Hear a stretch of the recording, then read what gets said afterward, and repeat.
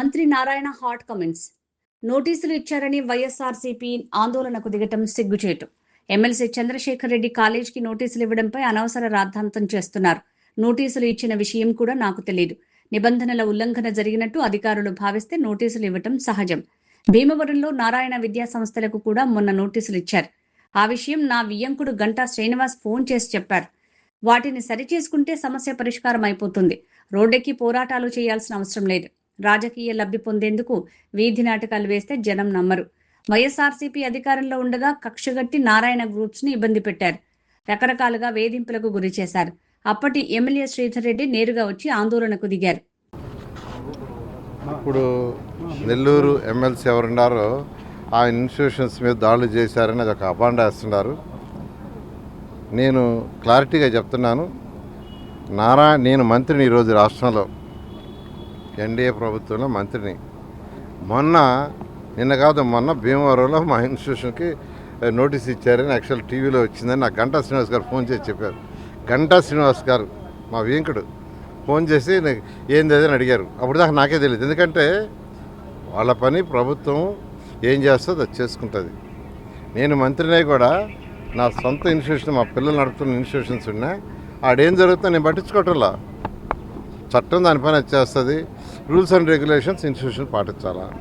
అదేవిధంగా వాళ్ళు అధికారులు నోటీసులు ఇచ్చి చేసిన దానికి నారాయణ సారు ఇంకో ఆయన లేదా ఎడ్యుకేషన్ మినిస్టర్ చేశారు. ఏంది ఇది? దానికి ఎమ్మెల్సీలు అందరినీ తీసుకురావటం, దానికి ఒక ధర్నా చేసి హైప్ కావాలనుకోవటం, అట్ట అనుకుంటే నేను ఎన్నో చేసి ఉండాలి. 1924లో నిజంగా నారాయణ ఇన్స్టిట్యూషన్ మీద చేసినవి కానీ నేను కానీ చేస్తుంటే రోజు ప్రెస్లో ఉండేవాడిని. రోజు ఎవ్రీడే ప్రెస్లో ఉండేవాడిని. ప్రతిరోజు ఇన్స్టిట్యూషన్ మీద చేసిన గందరగోళాలకి, ఇచ్చిన నోటీసులకి, వాటికి ప్రతిరోజు నేను ప్రెస్లో ఉండాలా.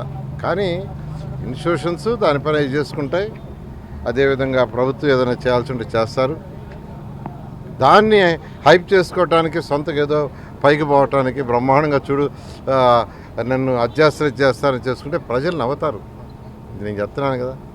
ఇది ప్రజలు అంత తేలిక లేరండి. ప్రజలకి ప్రజా పరిపాలన జరుగుతున్నా లేదా, వాళ్ళకి మంచి చెడు జరుగుతలేదా, వాళ్ళ పనులు అవుతున్నాయా లేదా, వాళ్ళకి ఒక మున్సిపల్ కార్పొరేషన్ ఏరియా అయితే దాంట్లో అన్నీ జరుగుతున్నాయా లేదా, ఇలా చూసుకుంటారు.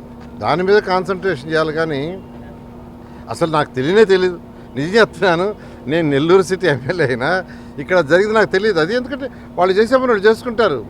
మొన్న సాయంకాలమే నారాయణ ఇన్స్టిట్యూషన్స్ భీమవరం వాళ్ళకి నోటీస్ ఏదో ఇచ్చారని గంటా శ్రీనివాస్ గారు ఆ రోజు నైట్ ఫోన్ చేసి చెప్పాడు నాకు. ఏంది నోటీసులు ఇచ్చారంట, అది యాక్షన్ అంట అంటే నాకు తెలియదా, నేను కనుక్కుంటానన్నా. కనుక్కోలే నేను. ఎందుకంటే ఏదన్నా ఉంటే వాళ్ళు నోటీస్ ఇస్తారు, వీళ్ళు కరెక్ట్ చేసుకుంటారు, ముందుకు పోతారు. అదేవిధంగా ఏదైనా ఇన్స్టిట్యూషన్స్ మీద ఎవ్వరు ఈ ప్రభుత్వం అయితే గడిచి ప్రభుత్వం కాదు. ముఖ్యమంత్రి గారు చాలా క్లారిటీ ఇచ్చారు. ప్రశాంతంగా రాష్ట్రం ఉండాలి, ప్రశాంతంగా జిల్లాలు ఉండాలి, ప్రజలందరూ హ్యాపీగా ఉండాలి.